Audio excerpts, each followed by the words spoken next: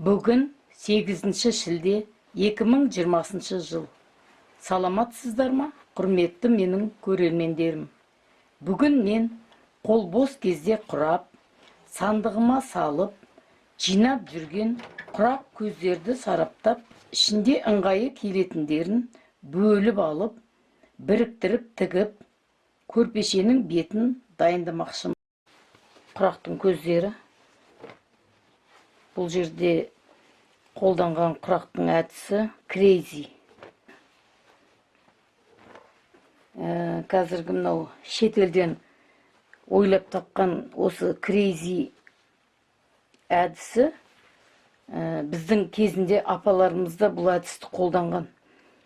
Бірақ бұл кез келген 3-бұрыш 4-бұрыштарды бұлай біріктірмеген. Біздің апаларымыз кезінде бұлай 4-бұрыштерді қыжымнан қалған қалдықтарды мынандай 4-бұрыштармен осылай біріктірген. Осындай жаңадан нәресте туған кезде де сол балаға матаның қалдықтарынан осылай біріктіріп ит көйлек деп құрап кигізген ғой, ырым қылып. Сол сияқты маталардың қалдықтарынан да, жыртыстардың қалдықтарынан осындай 4-бұрыштарды біріктіріп те осылай құраған.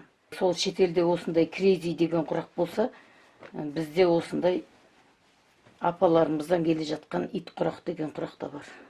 Мынандай. Мынау мысалы өте ерте кезден қыжымнан құралған құрақ. Міне ешқандай астар тігілмеген.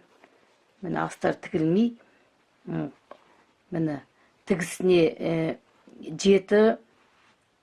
1 сантиметрге дейін алғанда тігісін үлкендеу қылып. Міне содан. Мынау қанша жыл қолданыста келе жатқан, енді мына бір бөлшегі ғана қалыпты менде. Бұл бетінде қыжымдардың мынау түктері кішкене желінгені болмаса, мынау тігістеріне еш нәрсе болмаған, ешқандай тігісі сөгітіліп кетпеген міне. Осылай мен осы қазіргі кезге дейін осы жыртыстың міне қыжымның түстері кішкене өнген, түктері кішкене кеткен, ал былайша басқа ешқандай тігістерінен сөгіліп кеткен ешқандай белгі жоқ міне. Апамның үйінде тұрып жатқан жеңгемнен алып, ескі көрпешені алғанда, соны сөккен кезде соның ішінен мына бөлшегі шықты. Сыртын қаптай берген ғой. Жаңа түстен қаптай берген, ішінен мынау ескі қалып қалған. Сонымен осындай бір бөлігін ескерткішке мен өзімді алып қойдым, мынау Зеркүл апаның көзі деп. Енді осындай ит құрақпен қазіргі заманауи әдіске салып, мына осындай 4-бұрыштерде мынандай құрақтар құраса болады. Міне мынау қыжымның жыртыстарынан осылай құрап қалдыра берген.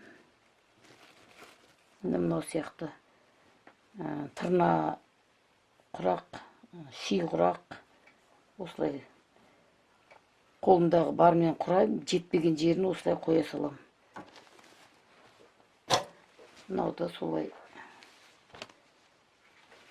Бұл бір ғана көз болып тұр. Бұны енді киімдерден құралған, осыған ұқсастырып қалғанын құраса, одан да бір көрпеше шығады. Осылай сақтап қоя берем. Простыняны мынаның астын астар тігіп жіберсе, мынаның бастарын біріктіріп. Ол да өзінше бір жамылғы болып шығады. Плед ретінде.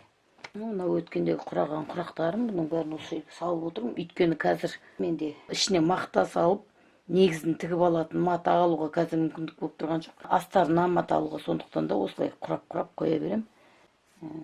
Мүмкіндік туған кезде ішіне мақта сала саламыз. Мақтамен бірге қойдың жүнін салып жіберсе де болады. Мынаның бәрі енді осындай құрақтар құрап қойған. Бұлардың бәрі өзінің кезектерін күтіп тұр. Мата бір тай мақта алған кезде тігермін деген.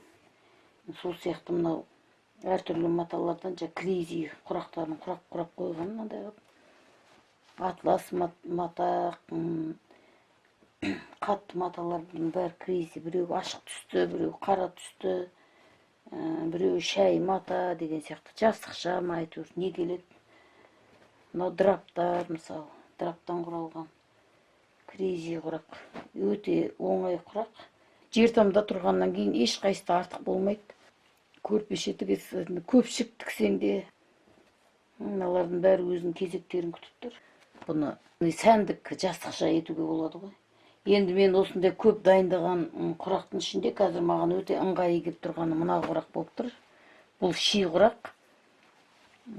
Мынандай тырна құрақты қосып тіккен ши құрақ, бірақ бұл да киімдерден тігілген.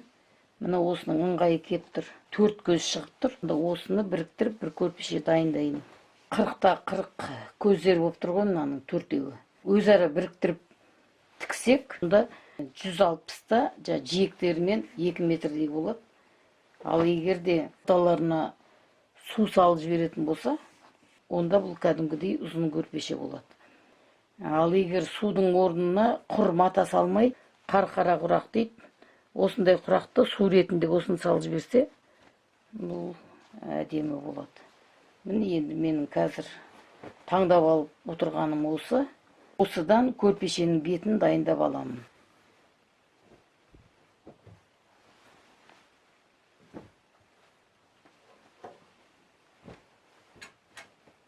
Не дегенмен аулада, тапшада көрпеше төсеп отыру қажеттілігі туындап жатады. Аяғын созып отырғысы келетін үлкен кісілерге де ыңғайлы. Баршаңызға сәттілік.